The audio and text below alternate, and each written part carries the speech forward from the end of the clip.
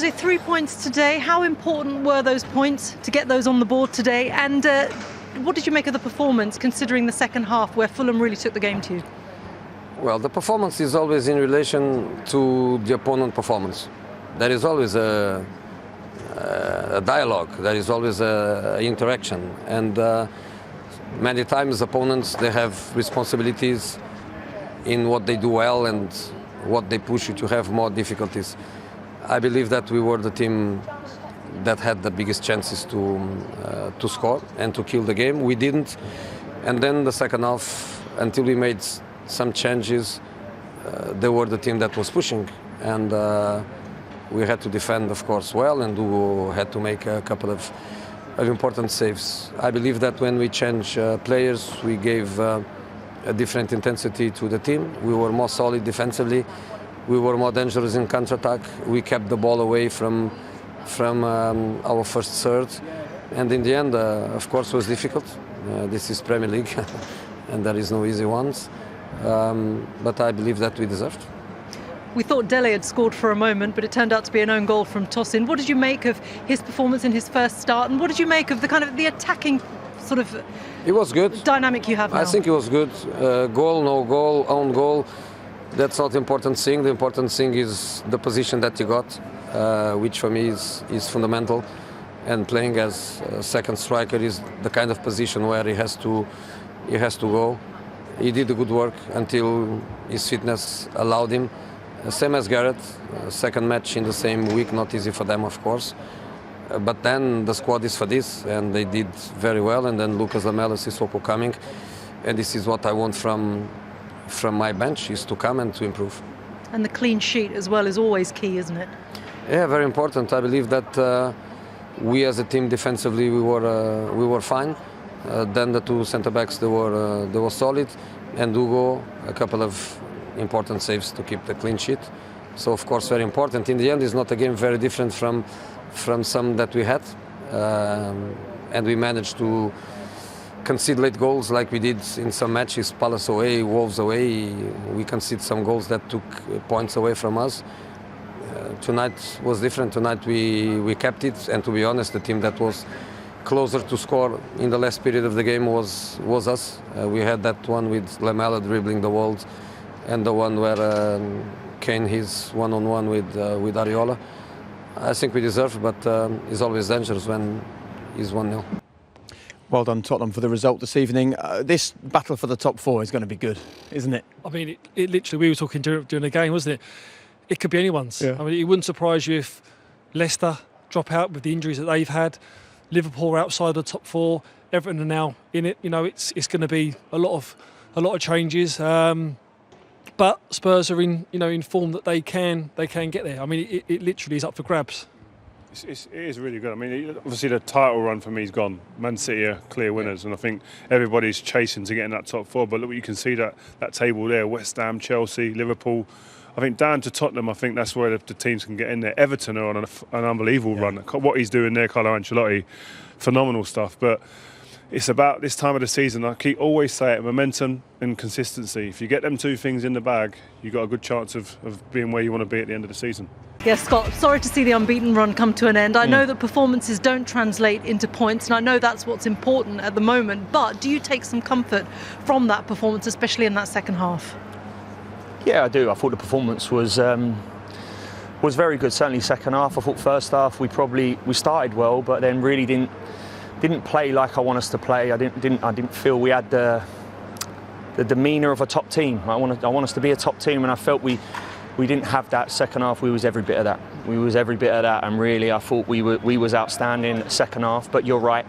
As much as I'm pleased with the performance, of course, at this moment in time, I want to win football matches, and myself and the team tonight went into this game thinking we could win it. And on the run of it, when this early coming in, I felt that we was well worthy of that, to be quite honest with you. Yeah, you piled on the pressure in that second half, but there was an issue with scoring in that final third, especially with that Lamina chance at the end. Then, of course, you had the goal disallowed as well.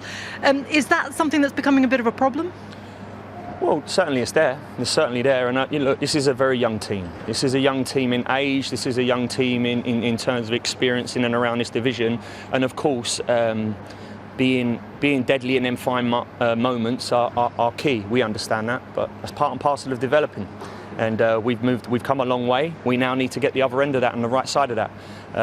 But like I said, we're playing against a fantastic team here, a massive football club, a club I spent a lot of time at as a player and as a young coach, really. So we understood the demands of what we was facing tonight. And like I said, I'm very proud of my team in terms of the way we went about it second half. And the bits you're talking about, we all understand, the players understand, and we'll keep doing that. We'll keep working to get there. And the defensive combinations has been really a cornerstone of that unbeaten run that you've had recently. How can you build on that and then take that forward into this last sort of very crucial period of the season now? Big run for us. Big run of games now. We've put ourselves in an absolute fantastic position. And to be quite honest with you, 4 weeks ago, whatever we were and where we were, and even at the beginning of the season, cheers, pal, thank you. Even at the beginning of the season, where this football team have gone and where I suspect us to go, we need to keep believing in that. And it's performances like tonight what can give us great heart. Disappointment, because we're all bitterly disappointed. Disappointment that we've not won a game tonight against, like I said, a fantastic side. But there's no way we'll surrender. There's no way we won't keep performing like we are or keep fighting. And with that, you've always got a chance, and we have got a chance. And Liverpool next, I guess there is, from everything you've said, there's just no fear, is there? No, there definitely ain't. So we go to another big game now at the weekend, another one after that. But what game's not going to be big for us this year? Certainly in the last run in now. But like I said, we'll approach it in the right way, like we have done. We'll keep moving. Thank you very much. Thank you. Toby, I guess as a victory, it wasn't as breathtaking as the last one, but it's 3 points and 3 really important ones, isn't it? Yeah, I think in this period we need 3 points. I think they're a very good team. They play well. I think we should have been better on the ball, but I think without the ball we defend. We did everything that we could to keep a clean sheet, and I think we did wonderful today. Tell me about that second half, because that's where Fulham really piled on the pressure. Yeah, I think again they put us under pressure. We didn't find a way through to hurt them, but then we have to stick together and defend well. And especially when Mitrovic come on, when there's crosses in, second balls, and I think we did wonderful. 3 wins in a week now. What does that do for confidence in this side? Yeah, just of course it helps if you win, but we have to keep calm and keep working hard. We can play better as today, but the team spirit that we showed today, we have to have this in every game, and then the quality, I think we can do better, but I'm very happy. Top 4 is still the goal. You're up to 8th at the moment. Points-wise, there's not much in it when the games are coming so thick and fast. What does this team believe is possible? Yeah, I know it's a cliche, but we have to see game by game. Next is a home game against Palace. I think we need to win, and every game we go in to win and show character and good football. I think today very important 3 points. Thank you very much, Toby. You're welcome. And it feels like an important 3 points actually to build on the week that they've had, but also to leave them at this stage of the season just right in the mix for that top 4. Right in the mix, and we're talking the games they got coming up this month alone: Palace, Arsenal, Villa, Zagreb in the Europa League. This could be a pivotal month for them. I mean, they get through that, and then you come into April. And it's like, when you get into April, May, and it's near the end of the season, you go, last little kick now, come on. I mean, that could put them in massive stead. What's been a big thing is they've been a team that's probably been kicked from pillar to post by pundits, by the media, different parts of the media, because of the way they've played at times, the inconsistencies. And now they seem a team who've got momentum. They're a team that can looking above them and saying that that's not out of reach. We've got something to play for. They've got a cup final. Imagine they win the cup final as well. Yeah. The confidence that then flows through this team is such a different place to go into the training ground on a weekly basis then, and the picture changes dramatically. So I think Jojo was sitting there. We saw him walking off before, a little smirk on his face. You can see that there may be a little bit of a change in the dynamics of the place at the moment. But does it not bother you that it is hard to watch at times? Yeah, but listen, at this stage of the season, you've got your 4 players, your attacking players on the pitch who you've been waiting to get all season, or for whatever reason they haven't made it onto the pitch.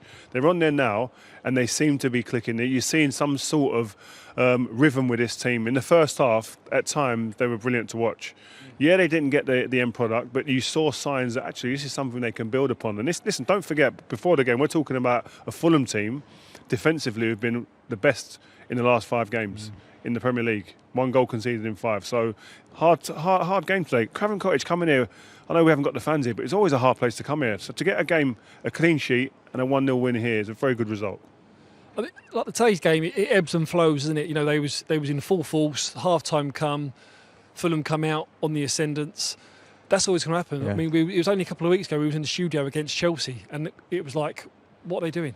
What are they going? Would you not have rather seen them go for it though? 1-0 up at Fulham, team struggling to survive in the Premier League. Go and blow them away. Go and do what you did against Burnley. Games and again about me up that sometimes you just get on the back foot and the other team just get the ascendance, and it's a bit like Harry Kane today. I mean, he wasn't really involved in it at all. You know, the talisman that's always been there, and it just goes out on like that. But Spurs fans at home will be watching that, going, right, come on. Like you say, release the handbrake, let's go for it. But with a Jose, you know what he's going to be like. He's going to be pragmatic, he's going to be professional, and whatever it takes to win a game. And the players, trust me, and the manager and the staff will be in there going, right, that's one chalked off, 3 points. Forget the performance. There's a few things we might want to work on, but the most important thing, we've got the 3 points. Job done. Let's talk about Dele Alli. He was involved in the goal. We can see the goal now. And it was interesting at full time, Rio saw him with a smile on his face, Steve, and said, we've not seen enough of that from Dele Alli in the last few months. Unsurprisingly. Yeah, I mean, that's what you want to see. You want to see someone playing with freedom. Like, look at the hunger and the desire. Get in the box. You know, it just doesn't come off from there in terms of him scoring, but creates the goal that's ultimately won Spurs the game. But you want to see when he plays with a smile and that freedom on him. You know, he had that relationship today with Harry Kane when Harry was coming short and he was going in long. It was like the old Dele was back. I feel there's something today that I have not seen from him for a while, and what Steve just touched on there is that running beyond the striker. Yeah, that is how he made his name. That is what excited everybody about him, getting into the box, a bit like Frank Lampard, getting into the box and then being cold once he gets in there. And he kind of, I don't know whether it was from tactical, from the staff, from the management, or he just lost his way a little bit, knowing what he was good at and remembering what he was good at. That is what Dele is best at. Dele is best at understanding and the timing of the runs in and around the box and being a danger man. Look, even little bits like that. And then this is what we asked for, the creativity. Fantastic ball, should do better on the end of it. But more importantly, his runs off the ball, I think,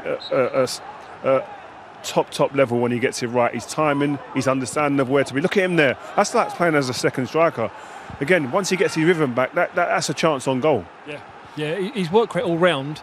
In terms of on and off the ball, a professional performance. He looked fresh, he looked happy, and that can only go well for Spurs. And hopefully, get him in the England fold as well. Yeah, and that's his touch map out there today, 39 touches. We saw the stats as well, showing him basically top of the tree for stats for Spurs in that game.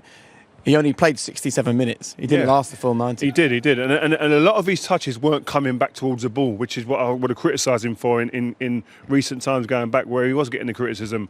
He's better when he's facing onto the game and running onto things. And today I thought he was magnificent for that 60 minutes. So is this it then, in terms of the way you think Jose wants to play with his team at the moment, particularly with those 4 attacking players that we saw today? Or is it still going to be a case of he plays one time and then Lamela starts and Moura starts and he chops and changes? Well, that's the competition you've got at big clubs, and it's your own desire, your own work ethic, maybe a bit of luck or chance that you get in the team, but there's competition for places now, and whatever that front 4 is, because he's always going to go with that kind of back 4, midfield 2, and then the front 4 go and win us the game.